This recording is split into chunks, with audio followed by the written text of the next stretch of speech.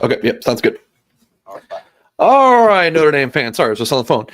Notre Dame winning 56-30 against Purdue.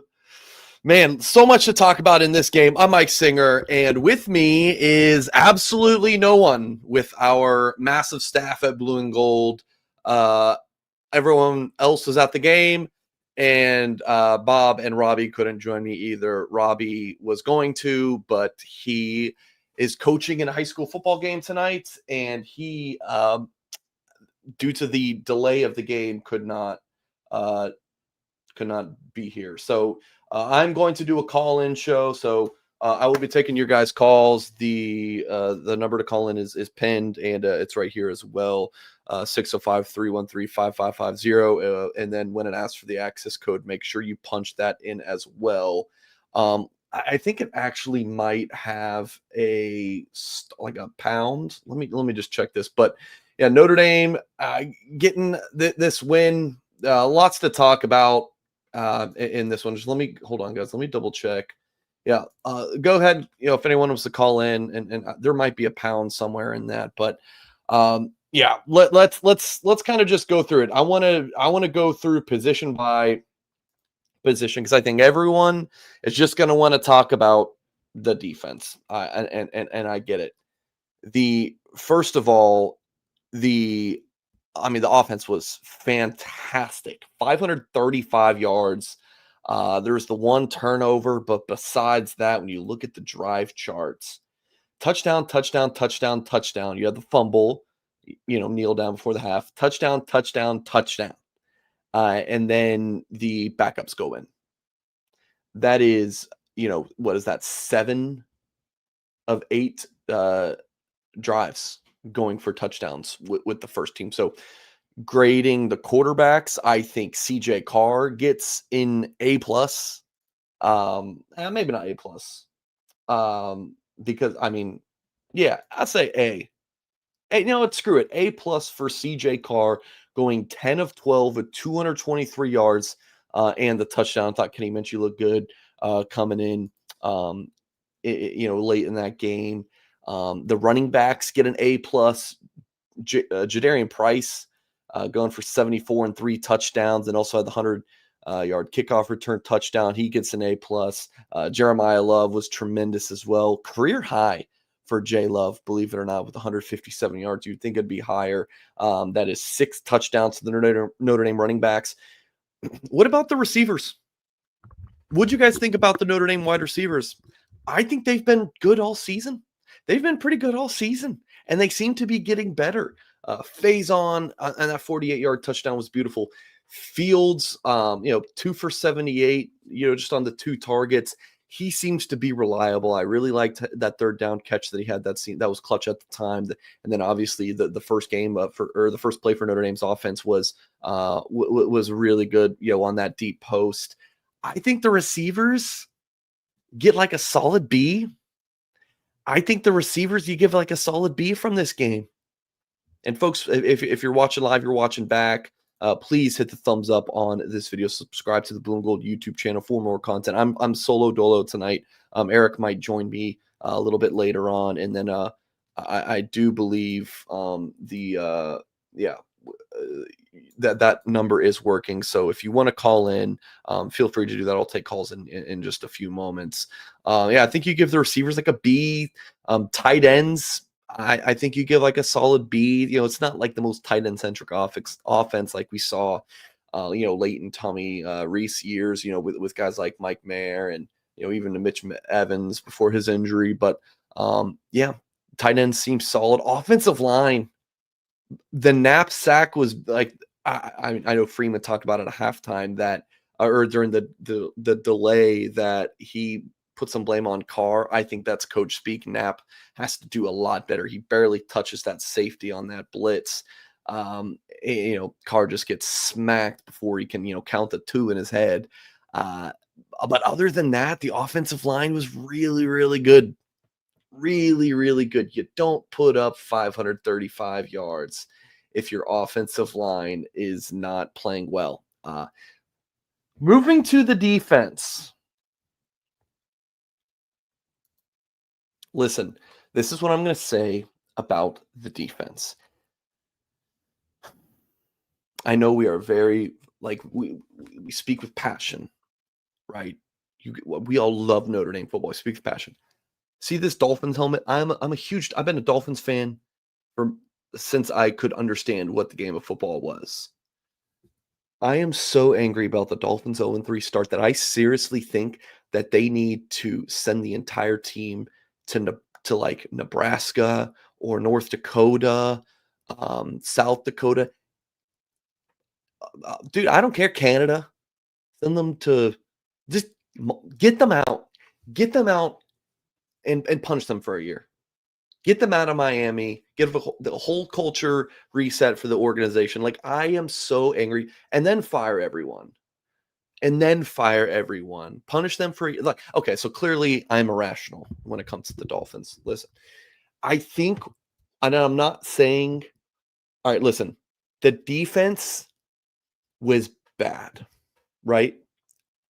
The pass defense, especially 21 of 21, of 34 for 250. Purdue went for 303 in the passing attack. That's bad. Rushing attack, Purdue averaged 2.7 yards per carry, 3.4 when it was sack adjusted. This was actually the defensive line's best game so far this season. Notre Dame had 2 sacks. You had TFLs. I thought the D-line, that was their best game of the season. I might not be saying much, but I thought the D-line was actually pretty decent today. I would give them like a B- or something. The linebackers, Madden Framo had the tip on the Christian Gray pick. I thought the linebackers probably fine, somewhere in that like B-, C+ range.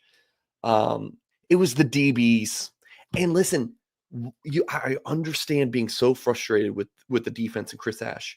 You were without Adon Schuler. Let me pull up the drive chart, by the way. You were with Adon Schuler in the first half. You were without Leonard Moore for the entire game. And you're without Devontae Smith again. That's 2 straight games Notre Dame's without their starting nickel. You started a true freshman in Mark Zachary. His PFF grades, I'm sure, were brutal. And you started Dallas Golden, who had the pick, which was nice late, and then allows a touchdown. Like, it was an up and down day for him as well. And Christian Gray, love him. I think he was fine tonight for the most part. I can't, think of, anything like big, like great or bad for him off the top of my head. But Christian Gray's he's been giving up big plays. He makes big plays. He gives up big plays like that. That's kind of been the nature of Christian Gray. But like, I'm not like, I don't think firing Chris Ash is the solution for right now. It's just not. Like, Notre Dame needs to just keep working, keep improving. They just do. I know they gave up 30 to Purdue. Last touchdown you have, mostly backups in. The really bad one for me was the one with the right before the halftime. The 6 plays in 75 yards in 53 seconds. That was bad. But again, it's like we already know that for the most part, this front 7 has problems getting after the passer.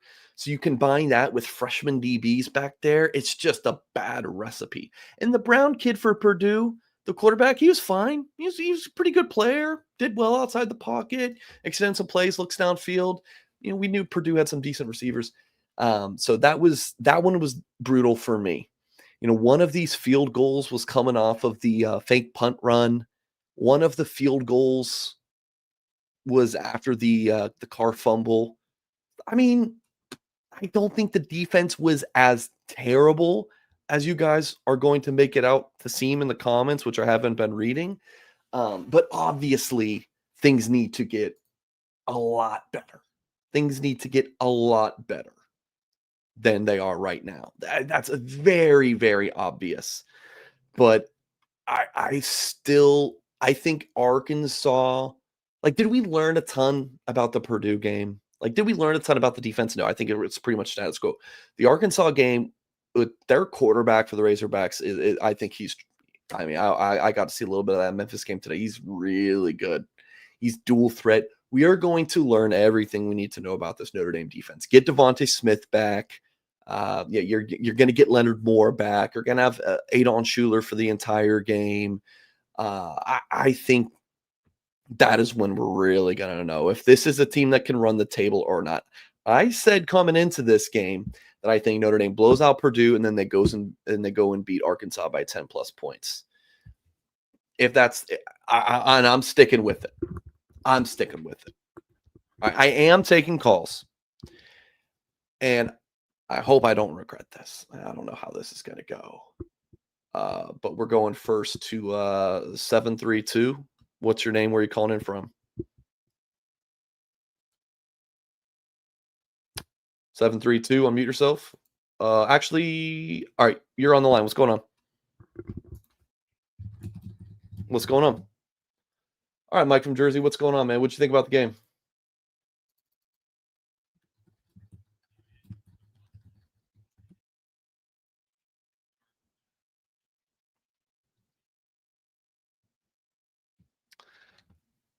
I don't know. I don't know. I don't know. Why are they? I mean, do they not want to get bit deep? Is this more of his own thing? Is it like if it's like a cover 3, you're dropping your DBs back? I don't know. Can you please mute the stream in the background?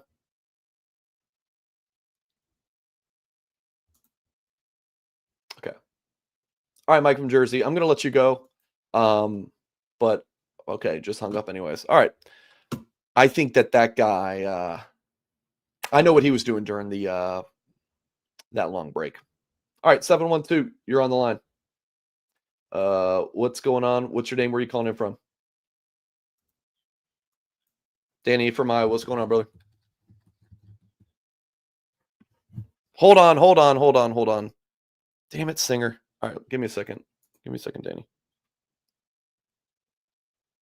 I haven't done one of these in a while. I'm sorry, guys. Well, the last guy I think was he had a few. Give me a second, guys. Again, I have not done one of these in a while. I'm a little rusty. Okay. All right, go ahead. Danny from Iowa, you're on the line, brother. Go ahead. Hey, so I'm kind of matching what you're saying, just the defense. Brutal today. Just embarrassing in it. What are your thoughts on Freeman's reactions to the defense? I thought that was pretty apparent. I loved what he was talking about. Did you watch his thing on NBC during the weather delay where he had the interview? Did you watch that?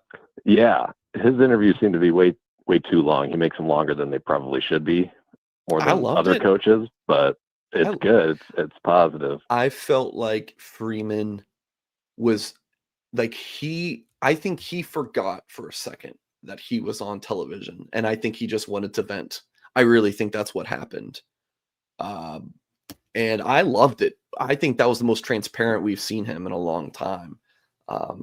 Press conference, I think he might be a little bit more buttoned up to give his reactions, but I think that he really just let loose. I thought it was awesome. But yeah, I mean, yeah, he seems to be pissed. He seemed to be pissed. The camera at the very end of the game when he was talking to Denbrock, I without seeing what they're saying, it looked like there's just, again, a tone of he's not pleased with where we're at. And I don't know if you saw that phone during the game from the fan, Fire Chris Ash, but I'm not seeing much positive. I think Drake Bowen got too much hate last week. I love Bowen on the defense. I think it's all corners at this point, though, and the D-line. Yeah. I mean, and I loved what Freeman said about that. You need, like, the defense is very complimentary. If the pass rush if you can't pass rush the quarterback, it doesn't matter who you have in the secondary. You can't sit back there all day. If the quarterback feels no pressure, he can dice you up. It's just like, that's just how it goes in football. Al Golden's defenses were so successful because he was able to bring pressure in such key moments, and then have a TFL or sack the quarterback on an early down, and then you're in 3rd and 15, and now you got to run. The receivers got to run so much farther, and it's easier to get to the quarterback at that point. it was complimentary. This is not. The defense it's not firing on all cylinders. And it doesn't help when you have two freshman DBs back there. And I think Golden and Zachary are going to be great players. I think nights like tonight, and then even Zachary getting in against Miami, and I think nights are going to these kind of nights are going to help them improve. But like it's too soon. And then you can get more coverage sacks, of course, when you have better coverage on the back end. So like like the D line and the secondary are not really helping each other at this point. But I do think, for what it's worth, this was one of the D line's better games. I mean, Bryce Young got a sack. Like we actually saw like Donnie Heinisch get a sack, and a little bit more disruption from that unit, more TFLs. But still, it's leaving some more to be desired. Yeah. A couple more things, if you don't mind. Yeah, go ahead. Making the decision of CJ Carr being your starter was a home run. That kid is so good already. I mean, I hate to question Menchie in the blowout in the fourth quarter, but it did not look smooth. I think he got maybe one first down, and I placed a live bet of Notre Dame minus 32, and of course, they can't get a first down at the end of the game, and Purdue goes down and scores. So that's adding on top of that a little bit, but Carr is a stud, and it didn't look like he was even trying too hard tonight. Yeah, I would love to know, and Danny, I appreciate you giving me a call, brother. Yep. I would love to know it. Like Freeman said that was his decision. Then we're going Stephen from Huntsville, going to you next. Was it true? Like Freeman said, it was his decision to start Carr, and of course it is, right? You're the head coach.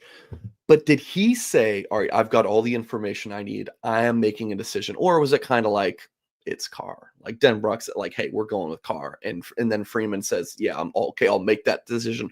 But Denbrock really made the decision. That's what I want to know. That's something I really want to dig on and report about at Blue and Gold, because, man, I'm not taking away anything from Minchie in the fourth quarter. He looked fine. But man, Carr is freaking tremendous. He is tremendous. 10 of 12, 223 yards in the 2 touchdowns, and got sacked just the one time? Twice. No, he got sacked once. That's Purdue sack. He got sacked once. He can escape. He's very confident. That's his third start. The kid has been electric. It's funny because, like, sometimes the Notre Dame offense struggles, but the defense is great, right? We've seen that in the Freeman era. And now it's kind of flipped, right? Would you rather beat Purdue 17-7 or 56-30? I don't know. I think it's a preference thing, but give me the high-flying offense. Carr is great. The running backs are it's an incredible tandem. And this is the best receiving core I've seen at Notre Dame in my 6 years working for Blue and Gold full-time. Rick just said, we have not seen an offense like this with a quarterback and wide receiver running back forever. Yeah. I mean, goodness gracious. The offense is flying right now. Miami on the road, Carr's first start, put up 24 points, solid night.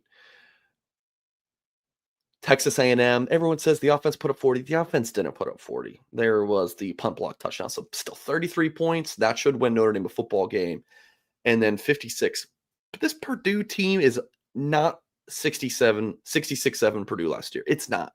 This is a different Purdue team, right? Odom's the coach, ton of transfers in. It's a much better Purdue team than last year. You dropped 56 on them, man. And they probably could have put 70. I am very excited about this offense. I think Notre Dame goes to to Arkansas next week and win something like 40-28. That's what I think. Killface was dropping super chats during the show, during the game. He says that Ash has ruined the team. It's the worst defense line in the Power 4, and Ash is a disgrace. So there you go, Killface. Round of applause to Killface for, just tremendous, profound takes. Thank you, Killface. Tinran had this up for a while. Tinran, really appreciate the 5, and it's always good to see my friend. Paul Walker with a $10 super chat says there is simply not sufficient pass rush, and that will not work out against the better teams. I agree. We need to see, of course, we would like to see pass rush from everyone on the defensive line. But last year, I feel like there was more from the linebackers, and that's not been the case, right? Snead has not taken the step forward on the stat sheet like we would think. I want to see, everyone wants to see more KVA. Just get KVA around the football. He just makes plays. I want to see more pass rush from the linebackers.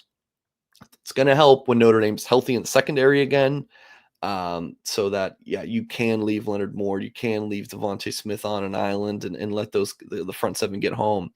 But I do want to see more from the linebackers getting after the quarterback. Paul, appreciate the 10. And Dennis says Carr is elite. I mean, that has been the revelation of the season for me. As frustrated as we can be about the defense, I get it. I am like the levels of how impressed I am with Carr outweigh any disappointment on the defense. It just does.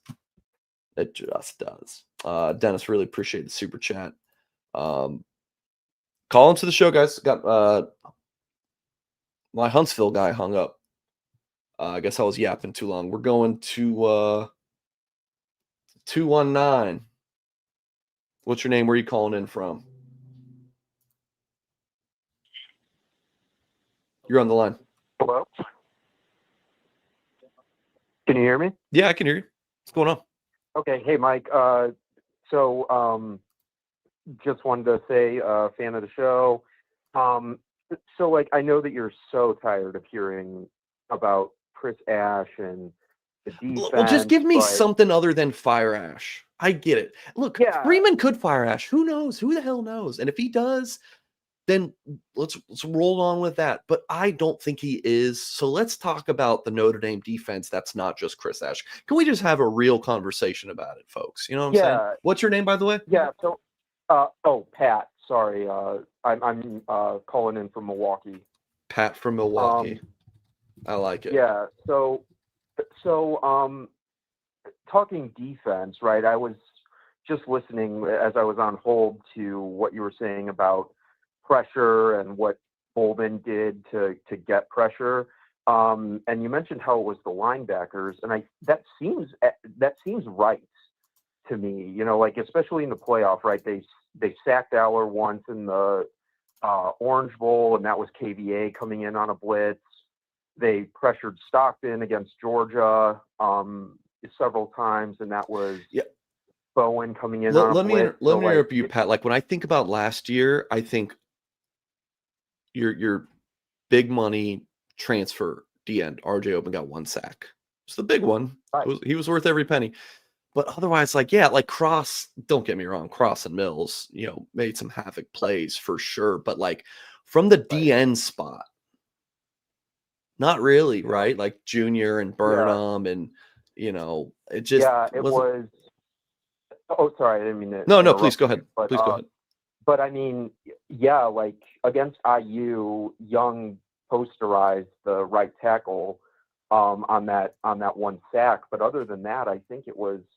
Yeah, I mean, that makes sense. So then, maybe the, Freeman has to tell Ash, hey, man, send a linebacker on a blitz on 3rd and 13 or something instead of dropping them all back into coverage. It's just, I don't know. It's just really frustrating to me because we know that these guys can play because we saw it, and it's just like, it seems like the things that we know had some success last year we're just not seeing it. And I don't understand. Well, I understand it because Freeman doesn't want to, have to micromanage his coordinators, but it's just frustrating to me to see, guys just running free on 3rd and 13 when we knew last year that it was a lock to. A team like Purdue is probably not going to convert that, last year. So, I don't know. Yeah. I really just think that sometimes it doesn't matter who is calling plays defensively. Mm. If you can't do the fundamentals of what defense is, it's really difficult. Like I said, like you can call up the best, but like on was it like a corner from the slot that Zachary gives up the touchdown, and it's like he gets beat and Stroman is playing deep middle and he can't get over. It's like, what do you do? Like, there's sometimes I'm just telling you guys, everything is it's percentages. Think about it as a pie chart. Who gets blamed? You can't put 100% of the blame on Chris Ash. Maybe he gets more. Maybe he gets more than 50%. Maybe, but just in coaching, you can't physically go out there and make the kids do exactly what you want them to do in every single scenario. Sometimes they just get beat. Like they make mistakes. Right. They drop a pick. That's just how it goes, man. Right. Yeah. And I mean, some of it is just these guys are playing on scholarship at a D1 school for a reason. Sometimes the players are just good, and they're that's part of it. Yeah, and I'm not trying to right. I'm not trying to defend the Notre Dame defense. If this were flipped and you guys were like, "Oh, defense is fine. We'll be fine. We're going to bounce back." I'd be like, "Guys, I'd be playing the opposite side of it." It's just, look, I worked with Loose Emoji for a couple years before the GOAT passed, and I just learned so much from him. Legend, absolutely, Pat. Damn, I like you, Pat from Milwaukee. Things sometimes aren't as good as they seem, and they're not as bad as they seem sometimes. Like, it's like Notre Dame. Look, we could go through my YouTube comments from my last couple of videos, and you guys, many of you were like, Notre Dame's going to lose or maybe win by like 3 points, like 7 points, like escape. Notre Dame against Purdue? People yeah. Saying that? Oh, yeah. Notre Dame covered the spread. Notre Dame covered the spread of 25.5. Beat them 56-30. And really, the last touchdown's garbage time touchdown. And then, there's 2 other field goals. That's like, you can't really put it on the defense. There's the fake punt run that extended that drive. Purdue then had the ball in plus territory. It's like, they already stopped them. And then the CJ Carr fumble on the sack. It's like, so it's the pass defense. It was a lot of the freshmen getting torched. It's just tough. I'm really interested to see the PFF grades in the advanced analytics and stats, because I just felt like, man, like it was just a lot of one-on-one coverage, and you're just getting beat. Like, remember, like early in the season, it still is early in the season, but like the first after the Miami game, it's like so much zone. Zone is the problem. Stop running zone. Notre Dame's running a ton of man. They just are. They're running more zone than that. Golden, but a lot of these gash plays are on against man coverage. Yeah. All right, anything else, Pat? Well, just to add on to what you were saying, these are freshman corners who are being put into the game, and I think can all admit that we were very, very spoiled with freshman corners in the past few years, right? We got Morrison coming in as a freshman, really good. Leonard Moore coming in as a freshman. Like, not every freshman is going to be ready to play like those 2 guys have been. So, good points. I'll stop monopolizing the time, let you move on. Big fan of the show. Keep it up, Mike. Appreciate it. All right. Appreciate you, Pat. You have a good one, brother. All right. You too, man. All right. Great caller. All right, we're going Stephen from Huntsville, and then we're going 419, and then Ryan from South Bend. A couple of these guys are repeat callers, so I am familiar. But I did want to go to some press conference stuff. Let's see, anything notable here. Notre Dame coach Marcus Freeman with more comments on the defense. It's not like they don't know what they're doing. They know what we're doing. We have to execute. Freeman doesn't think there's confusion on defense, but he did say Notre Dame's players can't show visible frustration like they have at times the past 2 games. Freeman then said, you can't let your frustration turn into actions that look like you're blaming somebody else. Just scrolling through Marcus Freeman, CJ Carr. He's been different from the minute he walked on campus. He has a high ceiling playing and playing high, and he has more to go. Completely agree with that. Marcus Freeman said adamantly and confidently on the defense, we're getting better. We can't panic. You have to trust the game plan and trust the players. So for those who think that they're going to send Chris Ash, packing his bags after this game, just have a really hard time seeing Notre Dame scrapping the past several months of work, after a 1-2 start. And, I just don't see it. Just don't see it. 1-4, 1-3, maybe, but not at this point. Folks, please hit the thumbs up. Subscribe to the YouTube channel for more content. If you're wondering where the hell is anyone else with me tonight, Eric actually might join, but for now it's just me. Robbie Toma was going to do the show with me tonight, but he coaches at Punahou High School. I'm pretty sure Punahou, and they had a game today, and the delay made it so he could not do the show because he had to leave and go coach his team. All right, Steven from Huntsville, you're on the line. How you doing, my friend? My main man, Mike. How you doing, man? Doing good, Steven. What's on your mind, brother? What a game that was, man. I mean, CJ Carr is a stud. I'm so excited to watch him this season continue to grow and build up. And the defense the first 2 weeks to me just looked lost. It's like they were just looking at each other a lot, but they looked a little bit more put together this game, I thought. I thought they did a little bit better personally. I think if Morgan Freeman wanted to, he probably could run that score up to 70 if he hadn't put in the freshmen and everything. So I thought it was a better game this game.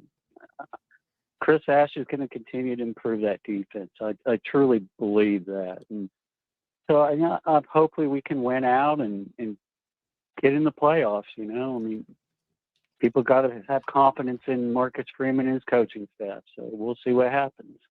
Yeah. I'm just glad Notre Dame football's back in it again. Yeah. Playing again. I see some people talk about Angeli in the chat. They said at the end of the broadcast, he did have a great game. Man, that game was amazing. And I was so bummed out he got hurt. Apparently he might only be out a couple weeks, which would be absolutely incredible news. Yeah. When you watch that play and you watch his ankle twist like that, I was that looked like he could be out for a month when I looked at the tape of that. Shit, I thought it's the season. But it looks like just maybe a couple weeks. If that's the case, he played really good. I was so proud of that guy. He looked good. If he's just out for a couple weeks, then that would be great. But it looked bad. And then just like the reaction post game, it seems like it was pretty serious. But look, I just think that this defense it's got too many talented players and too many. And I think Marcus Freeman being a defensive head coach, I think they're going to get this thing turned around. The linebackers, Bowen, Kingston, Osbury played a ton today. Like I just think that group is solid, very, very solid. Kingston is a freak. Madden Framo had such a nice play on Christian Gray's interception. You get healthy in the secondary, and I think that the biggest thing for the coaching staff is to scheme up pressure. I think Al Golden was masterful with that.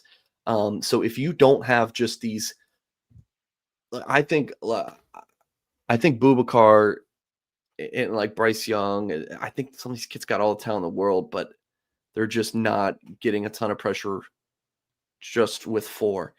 So they're starting to get around the edge a little bit better, though. You know, they're starting to the D-line was better today, to but you're also playing against Purdue, which you have to take into account. But that's the biggest thing for the staff is how can you scheme up pressure? If you don't just have freakazoids that can just do it on their own, where you just say, hey, go get the quarterback. If you can, and they're not making all these havoc plays, you have to scheme it up more. And that's what Golden was great at, and we're not really seeing that so far. Yeah. Well, it's good to talk to you again. Hopefully we keep plugging away and keep growing this year. So. All right, Steven. Thanks for calling in, brother. Talk to you later. All right, you too.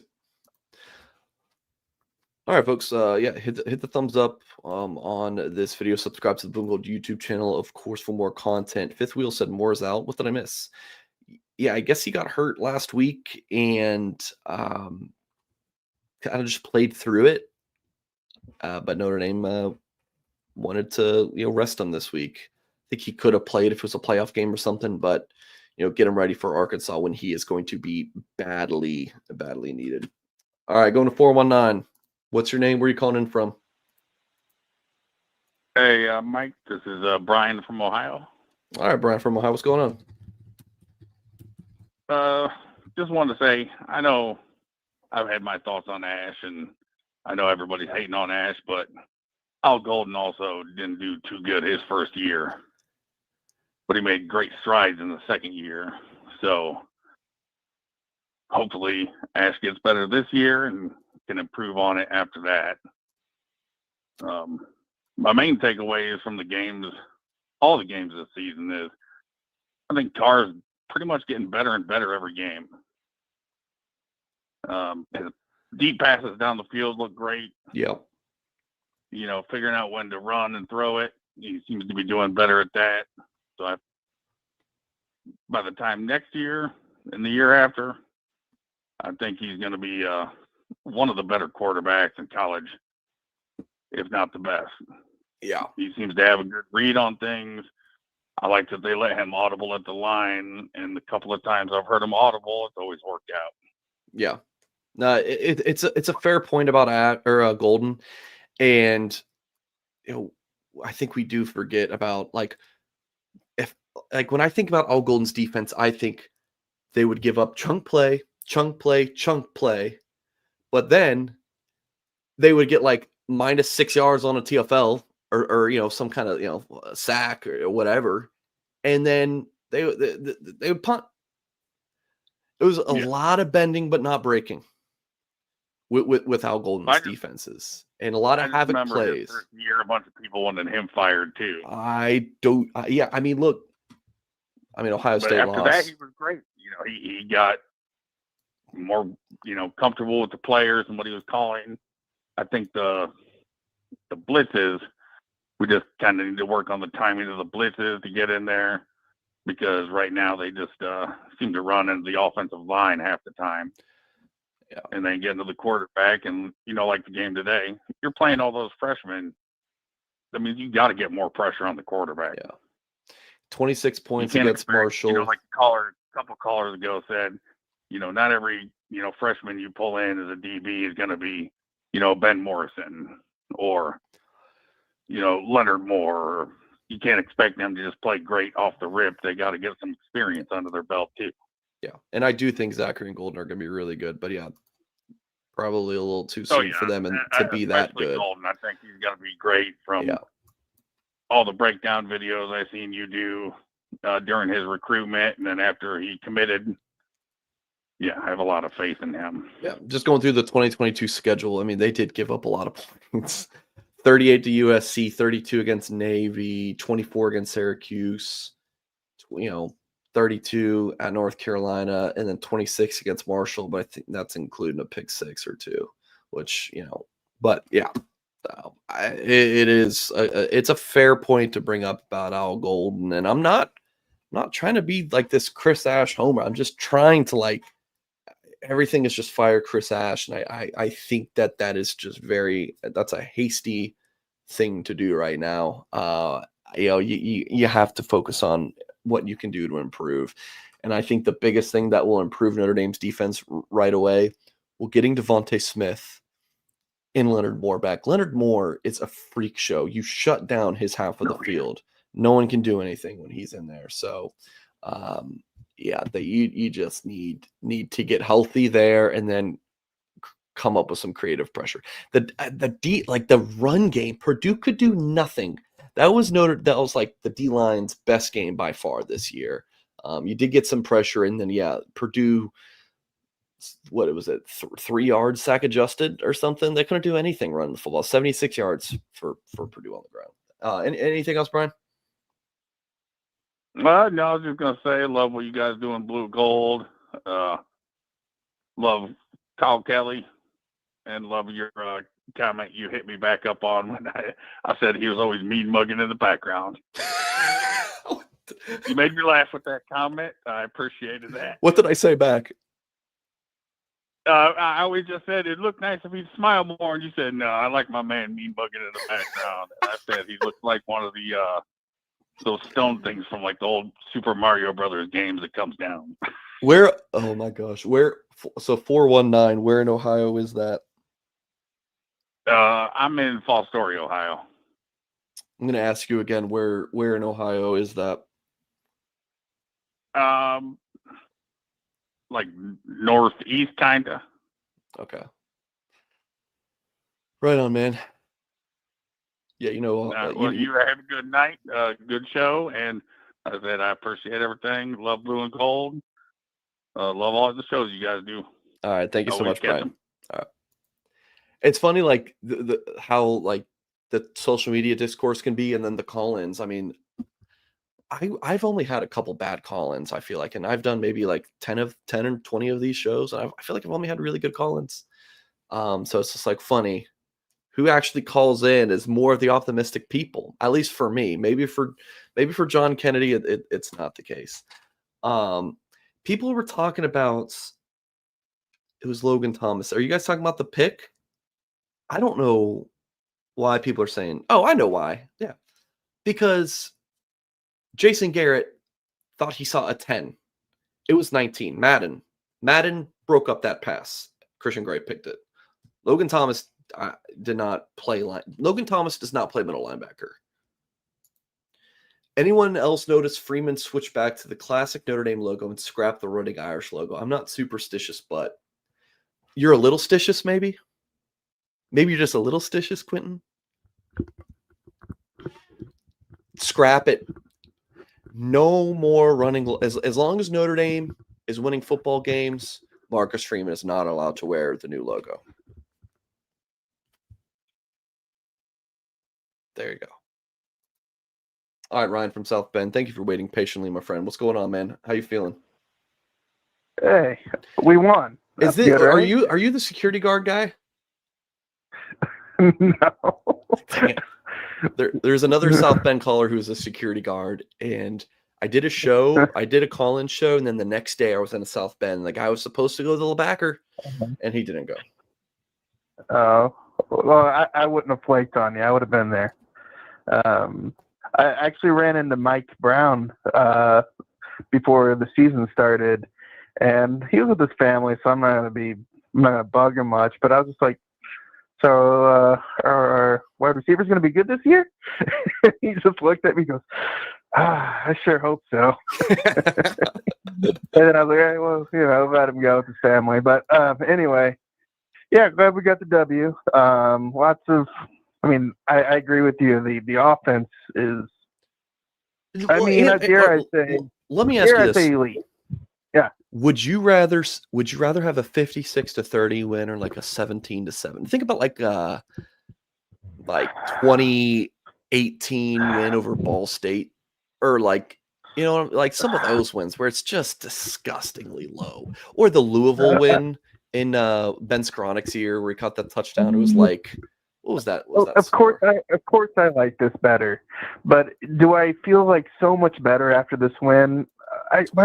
Not really, because we struggle to just stop people, especially at the end where they were able to just run through the field and put points on the board again. And it's just like, oh my goodness.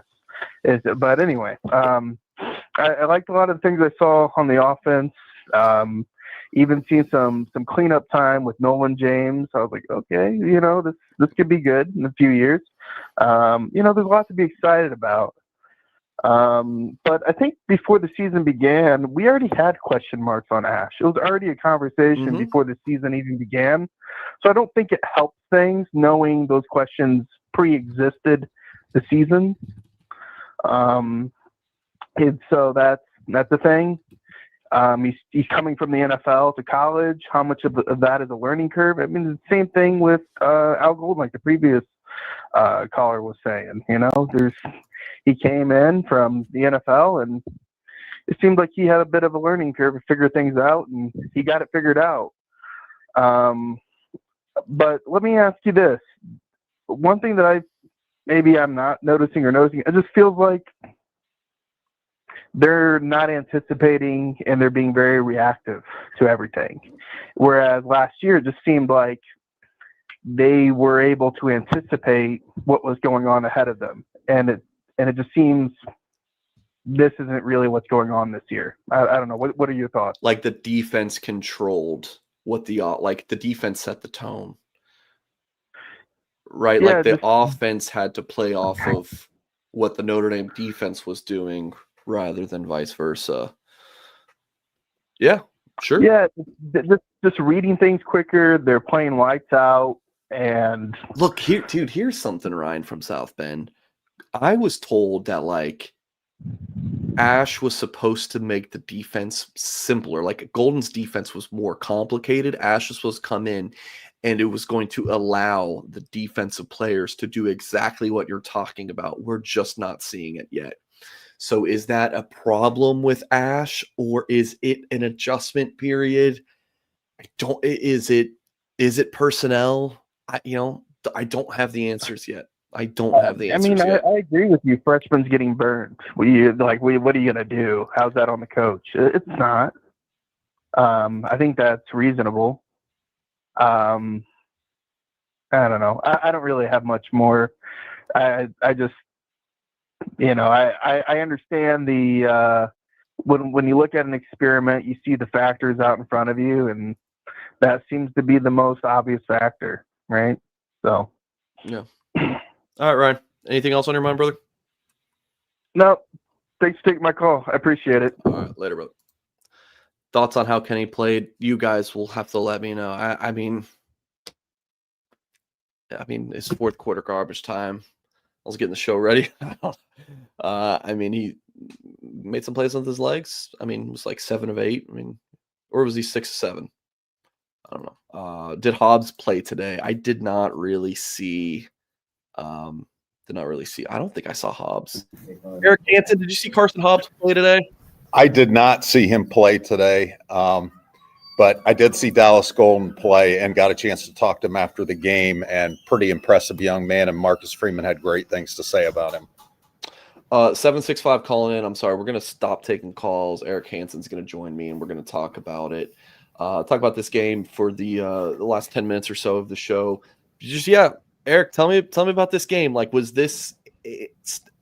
there any step forwards in this game tonight? There were a couple things I thought, Mike. One is the offense is taking it to another level. I think they've gotten to the point with C.J. Carr, and he only threw 12 passes, but with their running game and the complement of C.J. Carr, that they can be in shootouts and win shootouts, and they're probably going to have to win one next week. And at least the defense in the second half played better. I still think there are a lot of issues, and it's not just related to having a lot of young guys in the defensive backfield today.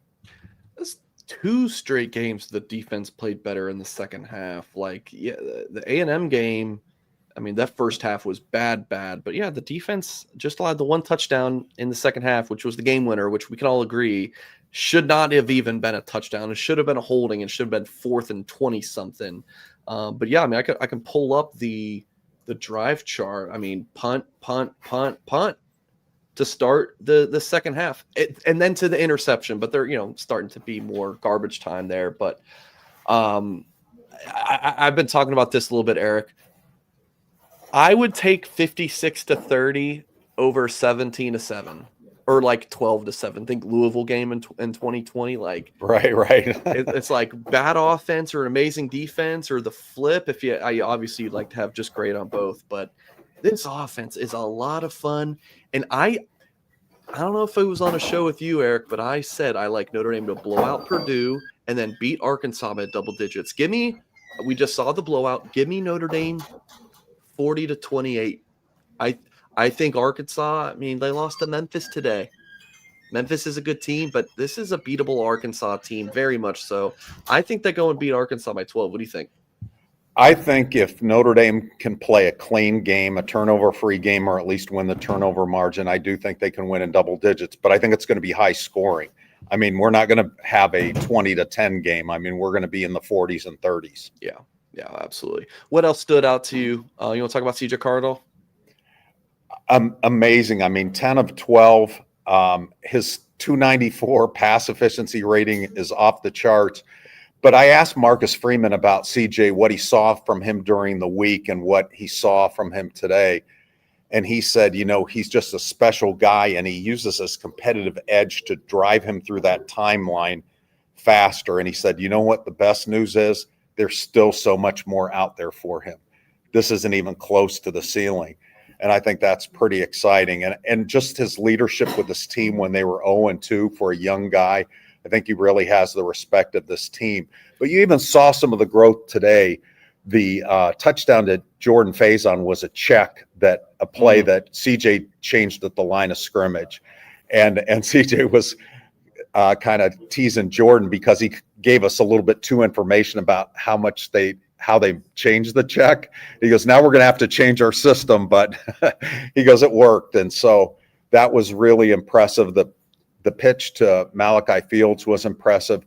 But, Jordan Faison in the passing game is becoming a real factor. 100%.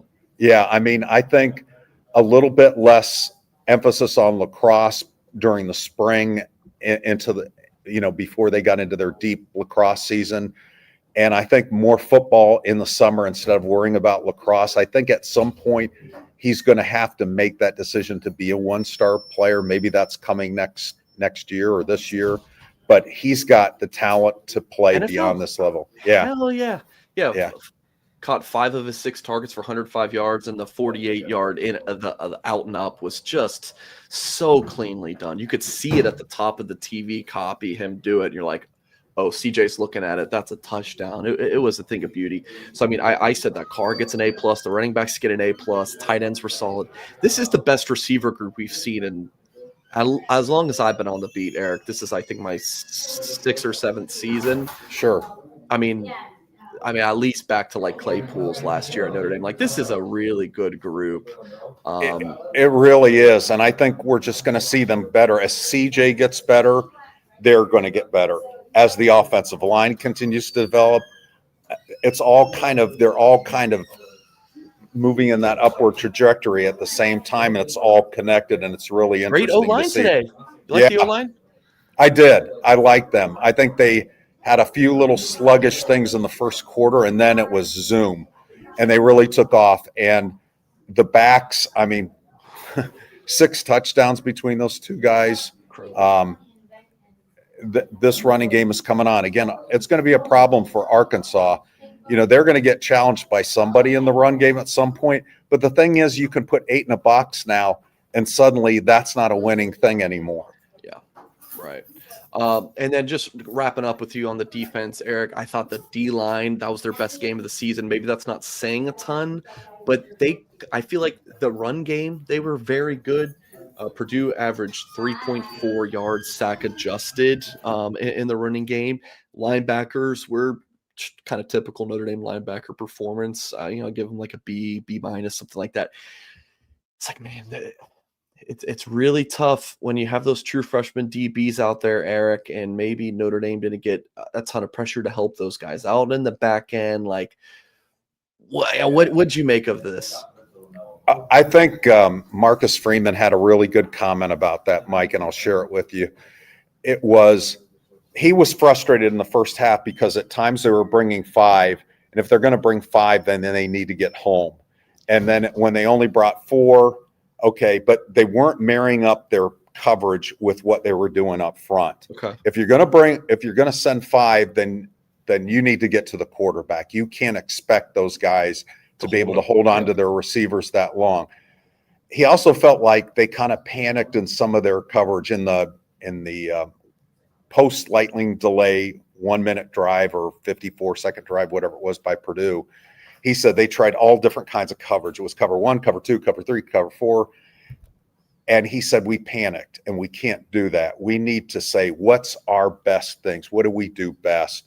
And then get better at those things instead of kind of grab bagging it. And he said, and I got to make sure that I don't panic too, that I'm not vetoing things and just saying, okay, what are we doing? Have a level head. And I think after halftime, even though halftime was like 5 minutes, they seemed to really get going with that philosophy. They were much better in terms of marrying the coverage with what was going on up front.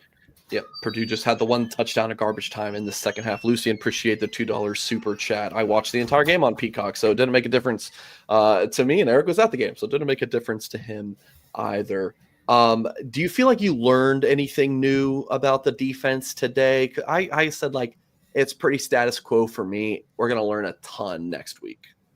We are going to learn a ton next week because Arkansas is a handful as far as their offense, but what I learned is, and I asked Marcus about this, I think those young guys are going to be able to help them. When Leonard Moore and Devontae Smith come back, they're not going to have to play 71 defensive snaps. You're going to be able to play these guys situationally, rotate them in, and I think that's going to make the defense better. And you know, they survived a half without Adon Schuler. They played better when he was in there, but they still played pretty well. So I think the young guys give them hope that this is going to be a deeper defense. Any other closing thoughts? Anything else about the game that you didn't touch on, Eric? I thought Eric Schmidt, other than the missed field goal, stepped in and did pretty good. I like the fact that he was kicking off, and I think that was really smart for Notre Dame to have a plan B.